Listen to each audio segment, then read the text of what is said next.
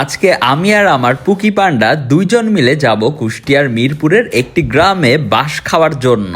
মানে আমি না, আমার পান্ডা বাঁশ খাবে, সেই সাথে গরু ছাগল কুকুরের সাথে ওর দেখা করাবো। Hello guys, welcome to our new video. Pookie panda খাবে বাঁশ। কিছুদিন ধরেই আমার পান্ডা বাঁশ খেতে না পেরে সে খাওয়া দাওয়া অফ করে দিছে। সকাল সকাল আমার পান্ডার মুড ভালো করার জন্য আমি ওরে নিয়ে আসলাম কুষ্টিয়ার মিরপুরের খুবই সুন্দর একটা জায়গায়। এই লোকেশনটা মিরপুরের গ্রামের ভেতরে, আর অনেকে হয়তোবা চিনে থাকবে, আমি এক্স্যাক্ট নামটা জানি না। আর এখানে সুন্দর একটা ছোট্ট বোট ছিল, আর প্রথমেই আমার পান্ডা বোট দেখে সে তো বোট রাইড করার জন্য উঠে গেল এবং সে ভালোই বোট রাইড করছিল। বাট কিছু টাইম পরে আমার পুকি পান্ডার খেল খাতাম, টাটা বাই বাই। যাই হোক, পানিতে হাবুডুবু খাওয়ার পরে পান্ডা এখন ওয়ার্ম আপ করছে, কারণ এবার পান্ডা লড়বে কুকুরের সাথে।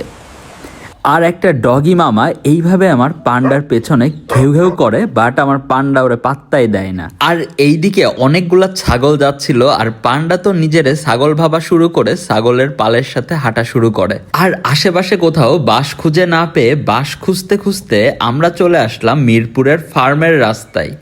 আর এই রাস্তায় আসতেই একটা দেশি গরুর সাথে আমাদের দেখা হলো, আর আমার পান্ডারে শিং দিয়ে ভয় দেখাচ্ছিল। বাট আমার পান্ডাও কম না, গরুটাকে ভয় দেখানোর জন্য বেচারা গাছে উঠে এইভাবে একটা লাফ দেয়। বেচারা আমার পান্ডা বাঁশ খোঁজার জন্য যেখানেই গাছ দেখে সেখানেই উঠা লাগে তার।